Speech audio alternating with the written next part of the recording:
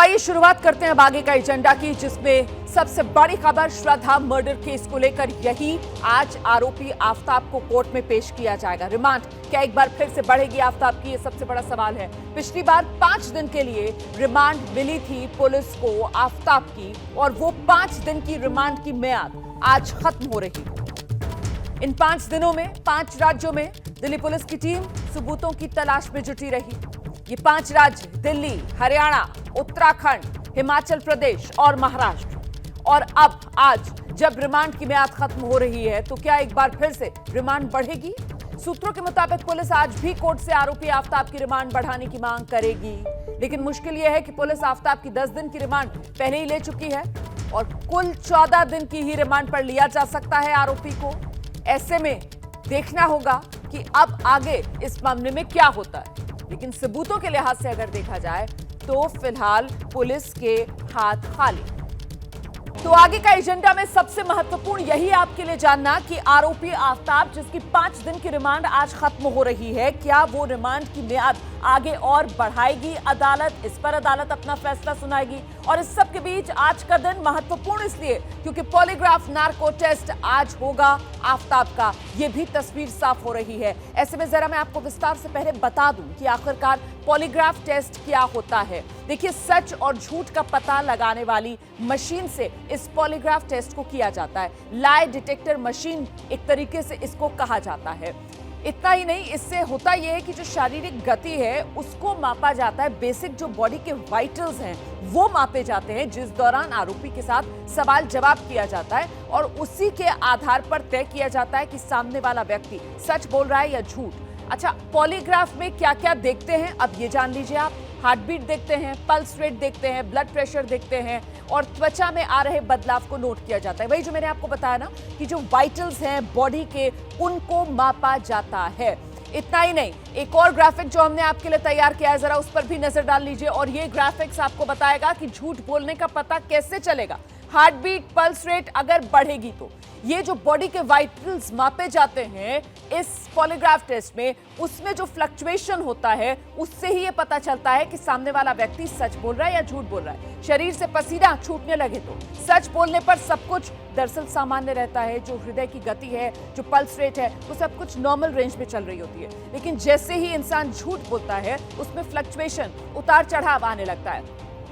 और इस सब के बीच इस वक्त की बड़ी खबर आपको बता देते हैं। आरोपी आफ्ताब की रिमांड 4 दिन के लिए बढ़ाई गई है। इस वक्त की बड़ी खबर, आरोपी आफ्ताब की रिमांड 4 दिन के लिए बढ़ा दी गई है। देखिए, आगे का एजेंडा में मैंने आज शुरुआत इसी खबर के साथ की थी कि आरोपी आफ्ताब की रिमांड का क्या होगा, क्योंकि 5 दिन की रिमांड की मियाद आज खत्म हो रही है। और ऐसे में अभी इसी वक्त ये बड़ी खबर, आरोपी आफ्ताब की रिमांड 4 दिन के लिए बढ़ा दी गई है। साकेत कोर्ट में हुई आफ्ताब की पेशी, रिमांड 4 दिन के लिए बढ़ा दी गई।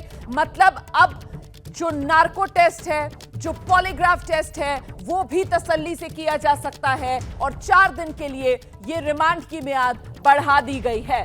साकेत कोर्ट में आरोपी आफ्ताब की पेशी हुई और तभी ये मियाद बढ़ाने का फैसला। हम सीधे आपको लेकर चलते हैं। मेरे साथ मेरे सहयोगी मनोज वर्मा इस वक्त मौजूद है।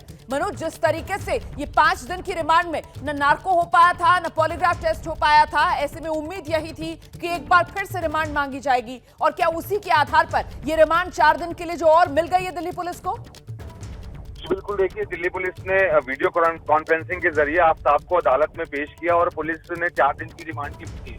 पुलिस का साफ तौर पर यह कहना था कि अभी बहुत सारे ऐसे सबूत हैं जो बरामद नहीं हो पाए हैं। इसके अलावा अभी आफ्ताब का नाक टेस्ट भी होना है और उसका पॉलीग्राफी टेस्ट भी होना है। तो वीडियो कॉन्फ्रेंसिंग के जरिए पेश करने के बाद अदालत ने 4 दिन की जो रिमांड है वो आफ्ताब की बढ़ा दी है। अब जो है आफ्ताब का पहले पॉलीग्राफी टेस्ट होगा, जिसके लिए कल कोर्ट से परमिशन मांगी गई थी और कोर्ट ने पॉलीग्राफी टेस्ट की परमिशन भी दे दी थी। इसके अलावा आफ्ताब की कंसर्न पर नार्को टेस्ट की परमिशन भी अदालत से मिल। तो इन 4 दिनों में पुलिस की यही कोशिश रहेगी कि पॉलीग्राफी टेस्ट और जो नार्को टेस्ट है वो जल्द से जल्द कंडक्ट करवाया जाए, ताकि इस मामले में जो और चीजें बची हुई हैं, जो और सबूत पुलिस को तलाशते हैं, जिस तरीके से लगातार आफ्ताब।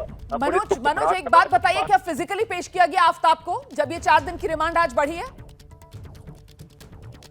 जी बिल्कुल, देखिए, आप बताना चाहेंगे कि उसको कोर्ट में वीडियो कॉन्फ्रेंस, अभी जो जानकारी मिल रही है पुलिस के सूत्रों के मुताबिक, वीडियो कॉन्फ्रेंसिंग के जरिए आफ्ताब को पेश किया गया था, क्योंकि पिछली बार भी जब उसको पेश करना था तब अदालत में जो वकीलों ने हंगामा कर दिया था, तो सुरक्षा के लिहाज से उसको वीडियो कॉन्फ्रेंसिंग के जरिए पेश किया गया। अभी भी जो जानकारी मिल रही है, जो हमारे सूत्र बता रहे हैं कि वीडियो कॉन्फ्रेंस के जरिए ही पेश किया गया है अदालत के अंदर। हालांकि किसी को जाने की मनाही थी, अदालत में किसी को भी इस मामले में जाने नहीं दिया गया, पिछली बार भी और इस बार भी जाने नहीं दिया गया है। तो जो हमारे सूत्र बता रहे हैं उनका यही कहना है कि वीडियो कॉन्फ्रेंसिंग के जरिए ये अदालत में उसको पेश किया गया है। ठीक है। और दिल्ली पुलिस ने जब ये रिमांड बढ़ाने की बात रखी है अदालत के सामने, जो 4 दिन की रिमांड और बढ़ा दी गई है आरोपी आफ्ताब की, अभी तक इस केस में क्या कुछ महत्वपूर्ण दिल्ली पुलिस के हाथ लगा, ऐसी कोई जानकारी भी कोर्ट के सामने रखी गई है क्या?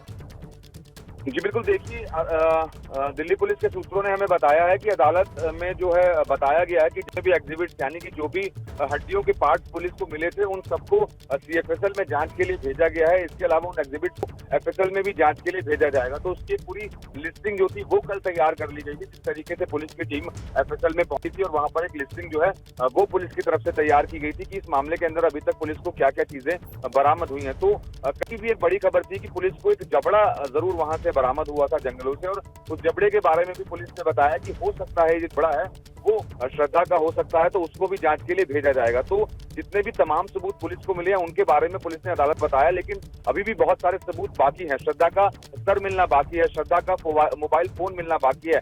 इसके अलावा हथियार भी अभी तक बरामद नहीं हुआ है जिससे आफ्ताब ने श्रद्धा का कत्ल किया था। इसके अलावा वो कपड़े जो आफ्ताब ने उस दिन पहने थे, कत्ल वाले दिन, और श्रद्धा ने पहने थे, वो भी रिकवर नहीं हो पाए हैं, क्योंकि आफ्ताब इतना शातिर है कि उसने उन कपड़ों को कूड़े की मूविंग गाड़ी में फेंक दिया था। तो पुलिस जो है कहीं ना कहीं इन तमाम सबूतों को इन 4 दिनों में इकट्ठा कर लेना चाहती है, ताकि अदालत में जब इस केस को पेश किया जाए और तो मजबूती के साथ पेश किया जाए। मनोज, रिमांड जो है वो ज्यादा से ज्यादा 14 दिन की ही मिल सकती है, और वो मियाद अब इस 4 दिन का जो एक्सटेंशन मिला है इस बार रिमांड का, उसके साथ पूरी हो जाएगी। ऐसे में दिल्ली पुलिस के सामने चुनौती बड़ी है। इन 4 दिन में पॉलीग्राफ टेस्ट, नार्को टेस्ट के अलावा और क्या कुछ हासिल करने की कोशिश में होगी पुलिस इस आरोपी आफ्ताब से? जी बिल्कुल, देखिए आपने सही कहा कि किसी भी आरोपी को जब गिरफ्तार किया जाता है मामलों में तो 14 दिन की ही जो है वो रिमांड मिलती है। 10 दिन की रिमांड अब पुलिस की खत्म हो चुकी है और बचे हुए 4 दिन की रिमांड अब पुलिस लेती है। तो कहीं ना कहीं अब पुलिस के सामने काफी बड़ी चुनौती है इस मामले के अंदर उन तमाम सबूतों को इकट्ठा करना। जैसा कि मैंने पहले भी बताया, पुलिस चाहती है कि श्रद्धा का सर मिल जाए, इसमें पुलिस वो हथियार बरामद कर ले, श्रद्धा का फोन बरामद कर ले, इसके अलावा वो कपड़े बरामद कर ले जो हत्या वाले दिन पहने गए थे। और इन्हीं 4 दिनों में पुलिस की ये भी कोशिश रहेगी कि उसका पॉलीग्राफी टेस्ट और उसका नार्को टेस्ट हो जाए। तो पुलिस के सामने एक बड़ी चुनौती है। पुलिस की कई टीमें इस पूरे मामले को सुलझाने के लिए लगी हुई है। 5 राज्यों में पूरी इन्वेस्टिगेशन वो दिल्ली पुलिस की फैली हुई है। दिल्ली लोकल पुलिस के अलावा आपको बताना चाहूंगा साउथ डिस्ट्रिक्ट का जो स्पेशल स्टाफ है और इसके अलावा क्राइम ब्रांच भी जो है इस मामले के अंदर दिल्ली पुलिस की जो है लोकल पुलिस है उसकी मदद कर रही है। तो पुलिस की यही कोशिश रहेगी कि इन 4 दिन के अंदर जो तमाम सबूत अभी इस पूरे मामले के अंदर रह गए हैं और जो बेहद अहम सबूत हैं, यानी कि जो सर है वो बेहद अहम हो जाता है, हत्या बहुत अहम हो जाता है, इसके अलावा मोबाइल बहुत अहम हो जाता है। तो पुलिस की यही कोशिश रहेगी कि इन 4 दिनों के अंदर इन तमाम सबूतों को इकट्ठा कर लिया जाए। वाकई में बहुत बड़ी चुनौती है इस वक्त दिल्ली पुलिस के सामने, क्योंकि 4 दिन की रिमांड और बढ़ गई है आफ्ताब की, लेकिन इसके साथ साथ वो जो 14 दिन की ज्यादा से ज्यादा रिमांड की मियाद होती है वो भी तो खत्म हो जाएगी ना। इसका मतलब ये कि सिर्फ और सिर्फ अब 4 दिन बाकी दिल्ली पुलिस के पास। जितने सबूत उनको इकट्ठा करने हैं वो इन्हीं 4 दिन में करने हैं, और ऐसे में पॉलीग्राफ टेस्ट, नार्को टेस्ट भी इन्हीं 4 दिन के भीतर भीतर दिल्ली पुलिस को मुकम्मल कराना है। इस बीच एक और बड़ी खबर आपको बता देते हैं। श्रद्धा मर्डर को इसको लेकर, श्रद्धा की हत्या में आफ्ताब ने जिस आरी का इस्तेमाल किया था उसे फेंकने के लिए वो कैब से गुरुग्राम गया था। ये बड़ी जानकारी सामने आ रही है। आमतौर पर ऑफिस मेट्रो से जाता था, ऑफिस आफ्ताब का गुरुग्राम में, तो वो आमतौर पर ऑफिस गुरुग्राम जब जाता था तो मेट्रो से जाता था, लेकिन हथियार को ठिकाने लगाने के लिए उसने गुरुग्राम के डीएलएफ फेज 3 के जंगलों तक कैब लेकर वो गया। और अब पुलिस मेहरौली और गुरुग्राम के बीच चलने वाली टैक्सी वालों से भी पूछताछ कर रही है इसी पूरे सिलसिले में। तो देखिए किस तरीके से एक के बाद एक ये बड़ी खबरें सामने निकल कर आ रही हैं। आफ्ताब ने हथियार कहां ठिकाने लगाया, अब पुलिस के पास नया सुराग ये है कि आफ्ताब ने मेहरौली में नहीं बल्कि गुरुग्राम में हथियार को ठिकाने लगाया हो सकता है। सीधे आपको लेकर चलते हैं, मेरे सहयोगी वरुण जैन इस वक्त मेरे साथ मौजूद है। जरा जानते हैं वरुण जैन से। वरुण, ये बड़ी खबर कि हथियार जो है वो उसने मेहरौली में जहां शव के टुकड़ों को ठिकाने लगाया वहां नहीं, बल्कि बहुत मुमकिन कि गुरुग्राम में ठिकाने लगाया। देखिए, बिल्कुल आफताब की पूछताछ में ये बात सामने आई है कि उसने जो हथियार है वो गुरुग्राम में फेंका था। गुरुग्राम में डीएलएफ की वो जगह, वो जंगल जो उसके ऑफिस के बेहद नज़दीक है और वो वहाँ पर टैक्सी से गया था, वहीं पर जाकर उसने हथियार को डंप किया था। हथियार में आरी के साथ साथ उसने 3 ब्लेड जो आरी में लगते हैं वो अलग अलग 3 ब्लेड खरीदे थे और उन तीनों का इस्तेमाल किया था। यही वजह है कि पुलिस ने गुरुग्राम में उस जगह पर 2 दिन तक तलाशी करी, मेटल डिटेक्टर के साथ वहां पर पहुंची थी, लेकिन अभी तक हथियार बरामद नहीं हुआ है।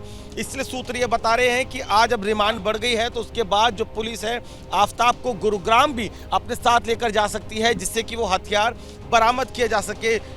आप देखिए रुमाना, यही वजह है कि पुलिस के लिए समय कम है, चुनौती ज़्यादा है। 4 दिन बचे हैं, पुलिस आज के दिन को पूरी तरीके से यूटिलाइज करना चाहती थी। अगर आज का पॉलीग्राफिक टेस्ट होना है तो उसको जल्द से जल्द कोर्ट में पेश किया जाना चाहिए था और यही वजह है कि पुलिस ने सुबह कोर्ट खुलते ही 10 बजते ही जज के सामने वीडियो कॉन्फ्रेंसिंग के जरिए पेश किया, जिससे कि अब रिमांड ले लिए और आज का जो पूरा दिन का समय है वो पुलिस के पास है। हालांकि जो एफएसएल के अधिकारी हैं वो ये बता रहे हैं कि पुलिस के सामने चुनौती इसलिए बड़ी है क्योंकि वक्त भी अब पुलिस के हाथ से निकलता जा रहा है। वो जो अंग्रेजी में कहते हैं ना कि रेस अगेंस्ट टाइम, इस वक्त पुलिस के सामने यही दोहरी चुनौती, एक तो सच तक पहुंचना है और उस सच तक पहुंचने के लिए म्याद बहुत कम पुलिस के पास बाकी रह गई है। सिर्फ 4 दिन की और रिमांड मिल सकती थी, वो पुलिस ने आज बिना दिन को जाया किए सुबह जैसे ही अदालत खुली फौरन रिमांड की अर्जी लगाई और वो रिमांड मिल गई है दिल्ली पुलिस को। ऐसे में आज का पूरा दिन दिल्ली पुलिस के पास है जिसको वो पूरी तरीके से इस्तेमाल कर लेना चाहती है, जिसका जिक्र वरुण जैन भी कर रहे हैं कि बहुत मुमकिन है आज ही दिल्ली पुलिस जो है वो गुरुग्राम ले जाए इस आफताब को। इस बीच एक और बड़ी खबर आपको बता देते हैं, पुलिस सूत्रों के हवाले से जानकारी ये मिल रही है कि आफताब जो है वो किसी प्रोफेशनल किलर की तरह लगातार दिल्ली पुलिस को गुमराह कर रहा है। पूछताछ में आफताब ने श्रद्धा के शव के 35 टुकड़े करने के लिए आरी में 3 ब्लेड इस्तेमाल करने की बात कही। 2 दिन तक सर्च ऑपरेशन चलने के बावजूद पुलिस को कोई आरी तो मिली नहीं। अब पुलिस बुधवार को फिर सर्च ऑपरेशन चलाएगी और इस बार आफताब को भी गुरुग्राम के जंगलों में ले जा सकती है पुलिस। हम सीधे आपको लेकर चलेंगे, वरुण जैन हमारे साथ लगातार बने हुए हैं। वरुण, न सिर्फ आरी से शव के टुकड़े किए बल्कि आरी में ब्लेड बदल बदल कर शव के टुकड़े किए, मतलब बिल्कुल प्रोफेशनल किलर की तरह इस पूरे की पूरी हत्या को, शव को ठिकाने लगाने को अंजाम दिया आरोपी आफताब ने। देखिए, बिल्कुल आफताब शुरू से ही पुलिस को गुमराह कर रहा है, ये बात पुलिस अच्छे से जानती है। वो लगातार अपने बयान बदल रहा है और अब पुलिस के पास पूछताछ में ये जानकारी आई है कि उसने आरी खरीदी थी, साथ में 3 ब्लेड खरीदे थे। महज एक आरी से ही श्रद्धा की हत्या करने के बाद शरीर के टुकड़े नहीं किए गए, उसमें लगातार वो ब्लेड भी बदल रहा था। 3 अलग अलग ब्लेड उसने अपने घर के पास ही एक दुकान से खरीदे थे। उसके बाद इस हथियार को गुरुग्राम में ले जाकर उसने ठिकाने लगा दिया। यही वजह है कि पुलिस अब पूरा एक रोड मैप तैयार कर रही है कि हत्याकांड को अंजाम देने के बाद अगले 1 महीने तक किस तरीके की आफताब की मोबाइल की लोकेशन थी, कहां से वो कहां निकलता था, किस रास्ते से वो कहां आगे जाता था। जैसा कि उसने बताया है कि गुरुग्राम इस बार जब वो गया था तब उसने मेट्रो का इस्तेमाल ना कर कैब का इस्तेमाल किया, तो इस पूरे रूट पर चलने वाले जो कैब ड्राइवर हैं उनका भी पुलिस पता लगा रही है, उनसे भी पूछताछ करेगी। साथ ही वो पूरा रोड मैप जो मोबाइल लोकेशन के जरिए पुलिस अगले 1 महीने का तैयार कर रही है, जिससे उस पूरे रूट पर जहां वो आ जा रहा था वहां पर रास्ते में पड़ने वाले जो सुनसान इलाके हैं, जगह है, वहां पर भी एक सर्च ऑपरेशन चलाया जा सके। क्योंकि पुलिस जानती है कि आफताब झूठ बोल रहा है। पहले उसने बोला था कि उसने हथियार को जंगल में फेंक दिया, उसके बाद अब उसने बताया कि उसने जो हथियार है उसको गुरुग्राम में जाकर फेंका। कल के लिए भी कुछ इसी तरीके की उसने बात कही थी कि पहले बिल्कुल आप रहिए मेरे साथ, गुमराह कर रहा है लगातार आफताब जो है वो गुमराह कर रहा है, सच वो बोल नहीं रहा है, किसी शातिर अपराधी की तरह पुलिस को गोल गोल घुमा रहा है। लेकिन इस बीच अब सारी उम्मीद जो है वो पॉलीग्राफ टेस्ट पर आकर टिकती है, नार्को टेस्ट पर आकर टिकती है, जो बहुत मुमकिन है कि आज ही करा लिया जाए। इस बीच आपको जल्दी से लेकर चलेंगे, अभिषेक रावत भी हमारे साथ मौजूद हैं, जरा जानते हैं अभिषेक रावत से। अभिषेक, आप मैदानगढ़ी में उस तालाब के किनारे मौजूद हैं जहां पर आशंका इस बात की कि शव का सिर वाला जो हिस्सा होता है उसको यहां पर फेंका आफताब ने। अभी भी क्या यहां पर गोताखोरों की टीम मौजूद है? अभी भी क्या इस तालाब में तलाशी ली जा रही है? फिलहाल रोमाना अगर हम अभी की बात करेंगे तो अभी जो है सर्च ऑपरेशन शुरू नहीं किया गया है, क्योंकि उसकी वजह यही थी कि सबसे प्रायोरिटी पे पुलिस के पास आज यही था कि आफ्ताब का जो रिमांड है वो बढ़वाया जाए और उसका पॉलीग्राफ टेस्ट जो है पुलिस प्रायोरिटी पे रखे हुए है। गोताखोरों के लिए जो विचार विमर्श था वो लगभग तय हो चुका है, क्योंकि आपको बताते जो श्रद्धा के जबड़े की जो बात की जा रही है उसके जबड़े का निचला हिस्सा इसी जंगल में मिला था और जंगल के नज़दीक ही ये तालाब है और ये बताया गया है, ये दावा किया गया है कि जो उसका सर है वो कहीं ना कहीं इस तालाब में ही, अगर हम दिखाएंगे उस बाउंड्री की तरफ वाला जो हिस्सा है वहाँ पर उसने ठिकाने लगाया था, ऐसा ये दावा किया गया है। और यही वजह भी है कि पुलिस अब वहाँ पर जो है गोताखोरों को उतारने का जो है प्लान बना रही है। उसकी वजह भी ये है कि इस तालाब के अंदर 7 कुएं हैं, इसके अलावा दलदल काफ़ी है जी। इसलिए पहले जो है इसको खाली कराने की बात कही जा रही थी, वो मुमकिन नहीं था। फिर गोताखोरों को उतारने के लिए भी जो प्लानिंग बनाई गई उसमें भी ये था कि बहुत ही ट्रेंड जो गोताखोर हों उन्हीं को उतारा जाए, क्योंकि अंदर गाद है, दलदल है, अंदर फंसने का चांस है, खतरा हो सकता है जान को। इसी वजह से जो है इतना समय लग रहा है कि पुलिस गोताखोरों को अभी नहीं, हो सकता है शाम तक या फिर हो सकता है कल उनको लेकर यहाँ पर पहुंचेगी। बिल्कुल, आप नजर बनाकर रखिए, आगे आपसे अपडेट लेते रहेंगे। जल्दी से दर्शकों को मदिहा के पास लेकर चलेंगे। मदिहा जो है वो वहीं जहां आफ्ताब रहता था, जहां उसने इस अपराध को अंजाम दिया, मतलब जहां पर श्रद्धा की हत्या की, उसी घर के बाहर मौजूद है। और जरा मदिहा से ये जान लेते हैं, मदिहा जिस तरीके से गुमराह कर रहा है लगातार आफ्ताब दिल्ली पुलिस को, ये बात तो अब साफ हो गई है। ऐसे में बेहद महत्वपूर्ण हो जाती है कि उसकी हर बात की पुष्टि की जाए, और वो कहां आता था, कहां जाता था, कैसे आता था, कैसे जाता था, इसका कोई सबसे बड़ा सुराग अगर है तो वो सीसीटीवी कैमरास जो इस इलाके में लगे हुए हैं। इस पूरे इलाके में कितने सीसीटीवी कैमरास ऐसे जो अब तक दिल्ली पुलिस खंगाल चुकी है, और आगे क्या कुछ और इलाकों में भी दिल्ली पुलिस इसको ट्रैक करने के लिए कि कहां कहां आता जाता था सीसीटीवी फुटेज ढूंढ सकती है, उसको तलाश सकती है मदिहा? बिल्कुल, जो आपने सबसे पहली बात कही कि वो लगातार पुलिस को गुमराह कर रहा है, तो बिल्कुल जिस तरह से वो लगातार अपने बयान बदल रहा है उससे ये बिल्कुल जाहिर है कि वो पुलिस को गुमराह कर रहा है। सबसे पहली बात मैं आपको बता दूं कि ये उसका घर है और उसके घर से महज 100 मीटर की भी दूरी नहीं होगी उस दुकान की जहां पर पुलिस के साथ वो पहुंचा था कुछ दिन पहले, और उसने वहां जाकर ये कबूला था कि मैंने आरी के जो ब्लेड्स है वो वहां से लिए। उसने आरी के ब्लेड्स के साथ साथ वहां से हथौड़ा भी लिया था और कुछ 300 ग्राम बड़ी जो कीलें होती हैं वो भी उसने वहां से खरीदी थी। ये बात उसने कबूली है। लेकिन जब हमने कल एक्सक्लूसिव दुकानदार से बात की तो दुकानदार ने कहा कि उनको कुछ खास याद नहीं है, बल्कि पुलिस उस लड़के को यहाँ लेकर आई थी और उस लड़के ने ये बात कही कि उसने हमारी दुकान से ये सामान जो है वो खरीदा था। अब इस बात को वेरीफाई जरूर पुलिस कर रही होगी कि वाकई ही उसने उसी दुकान से सामान खरीदा था या उसने किसी और दुकान से खरीदा था। पहली बात यह है। दूसरी बात अगर हम करें तो सीसीटीवी कैमरास की अगर बात करें तो इसी गली में कई सारे सीसीटीवी कैमरास लगे हुए हैं। मैं एक बार चाहूंगी कि कैमरा पैन किया जाए और दिखाया जाए कि कितने सीसीटीवी कैमरास यहाँ पर लगे हुए हैं। कुछ बिल्कुल आफ्ताब के घर के सामने जो घर है उनके यहाँ भी 2 सीसीटीवी कैमरास लगे हुए हैं और इसी तरह से गली में कई घर ऐसे हैं जिनमें सीसीटीवी कैमरास हैं और जो सरकारी सीसीटीवी कैमरास हैं वो भी इस गली में कई जगह लगे हुए हैं। तो पुलिस जो है जब 2 दिन पहले सर्च ऑपरेशन के लिए जांच करने के लिए आफ्ताब के घर पहुंची हुई थी, एक बड़ा अमला यहाँ पर पहुंचा हुआ था, तब यानी कि परसों उसी दिन जो पड़ोसी हैं उनके सीसीटीवी कैमरे की जो फुटेज थी, जो डेटा था वो पुलिस लेकर गई है। तो जाहिर सी बात है पुलिस जो है दोनों तरीके से इस जांच को अब लेकर चल रही है कि एक तो जो आफ्ताब के कबूलनामे हैं उसको वेरीफाई लगातार कर रही है और सबसे बड़ा एविडेंस पुलिस को मिल सकता है सीसीटीवी फुटेजेस से कि सीसीटीवी फुटेज में क्या वो वहां पर कैद हुआ, जो चीज़ें वो बता रहा है, अगर वो दुकान का जिक्र कर रहा है तो क्या उस दुकान में वो वाकई ही पहुंचा था, इसको सीसीटीवी कैमरे से वेरीफाई किया जा सकता है। तो पुलिस इन सभी पहलुओं पर काम कर रही है और इस उलझी हुई जो गुत्थी है, बिल्कुल बयान तो देखिए बहुत दे रहा है आफ्ताब, लेकिन महत्वपूर्ण ये हो जाता है कि उन बयानों में सच कितना है और इसी की पुष्टि करने के लिए जो इलाके के सीसीटीवी हैं, जिस बात का जिक्र मदिहा कर रही थी, उनको खगाला जा रहा है। सीधे आपको जरा लेकर चलते हैं रोहिणी का अंबेडकर अस्पताल, जहां पर ये पॉलीग्राफ और नार्को टेस्ट हो रहा है आफ्ताब का। वहीं से मेरे सहयोगी बिलाल इस वक्त मौजूद हैं। जरा जानते हैं बिलाल से, कुछ सूत्र जानकारी दे रहे हैं कि आज ही पॉलीग्राफ और नार्को टेस्ट होगा, अगर आज ही होगा तो कब तक लाया जा सकता है आफ्ताब को यहां पर? बिलाल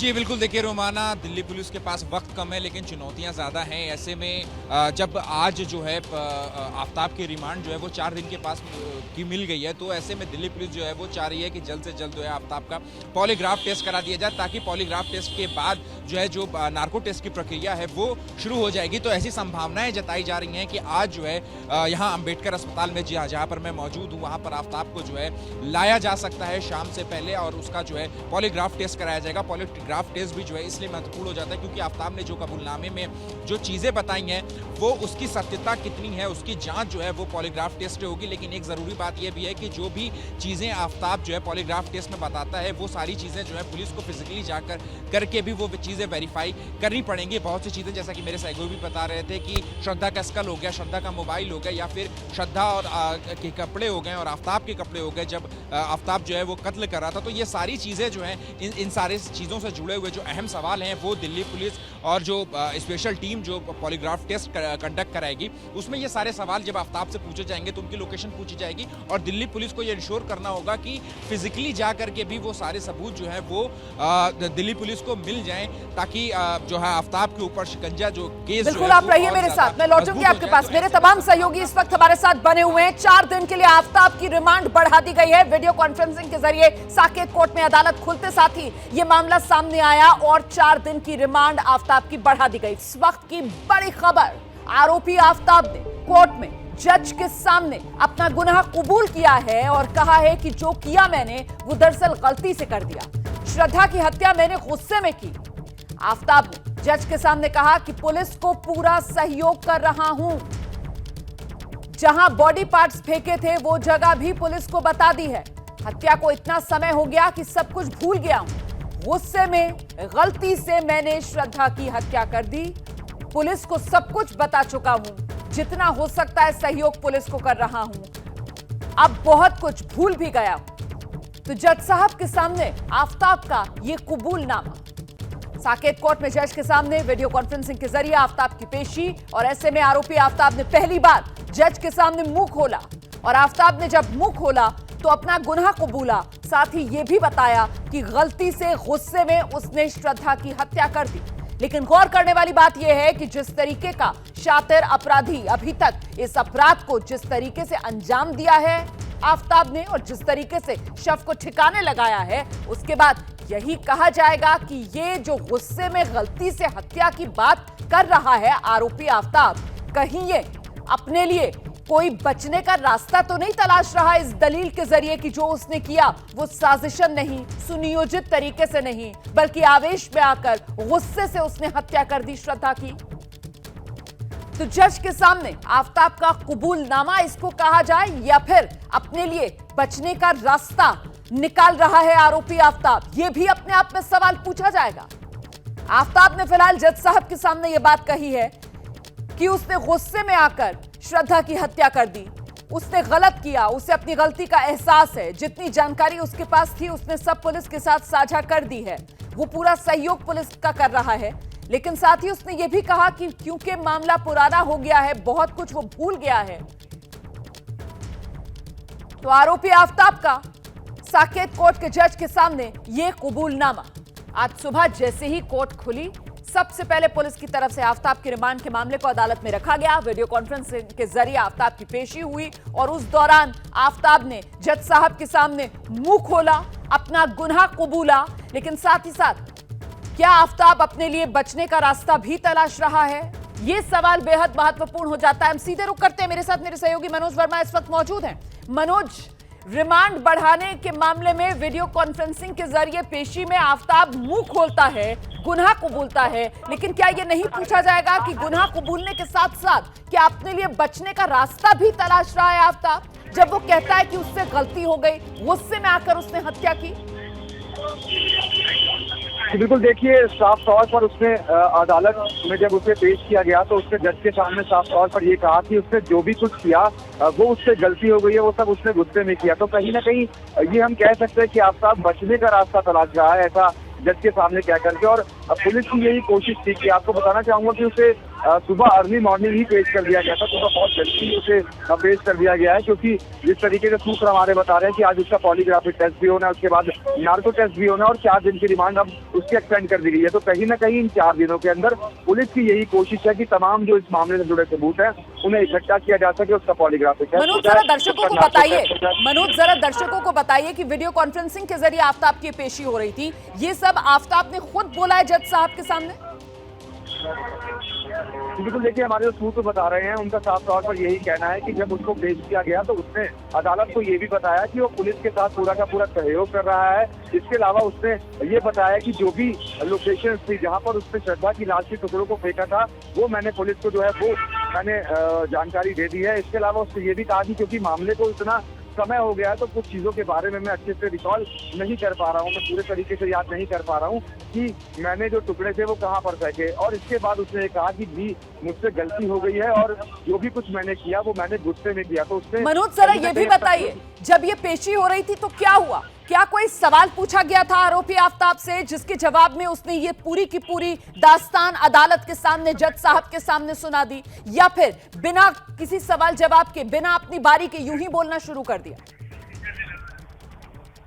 जी बिल्कुल, देखिए अभी तक जो जानकारी हमें मिल रही है सूत्रों के मुताबिक साफ तौर पर उसने ये खुद ही जो जानकारी थी वो अदालत के सामने दी है कि वो कोऑपरेट कर रहा है। क्योंकि मैं आपको बताना चाहूंगा कि पुलिस से 4 दिन की रिमांड की मांग की और पुलिस ने अदालत में साफ तौर पर यह कहा कि अभी बहुत सारे तमाम ऐसे सबूत हैं जो हमें इस पूरे मामले के अंदर इकट्ठा करने हैं, जो इस मामले में हमें अभी तलाशी करनी है।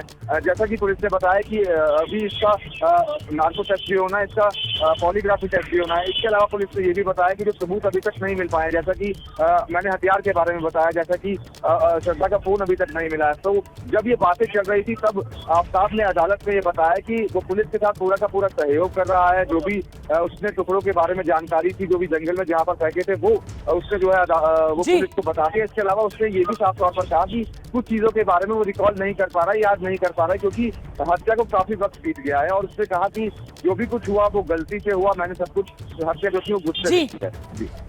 क्या ये भी माना जाए कि कहीं ना कहीं रिमांड से बचना चाह रहा था आरोपी आफ्ताब? जिस तरीके से वो जज साहब के सामने कह रहा है कि जो कुछ याद था सब बता दिया, पूरा सहयोग कर दिया।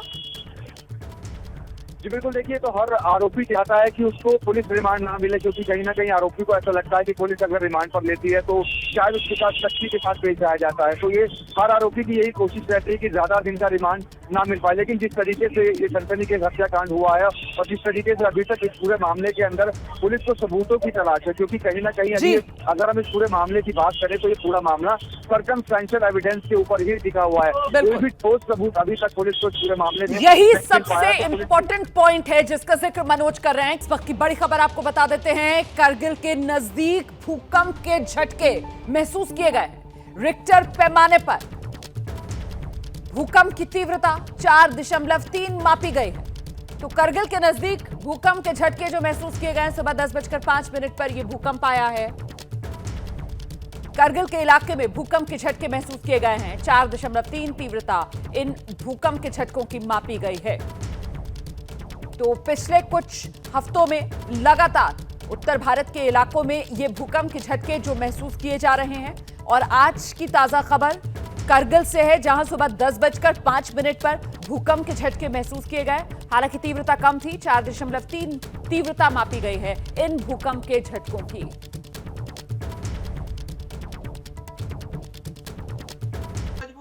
क्या मजबूरी है मेरी, बताइए।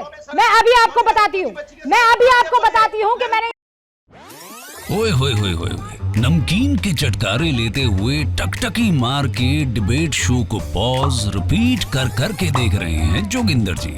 इनकी तरह आप भी देखें अपने फेवरेट डिबेट्स को रिपीट कर और डाउनलोड कीजिए एबीपी लाइव ऐप अपने स्मार्ट टीवी पर।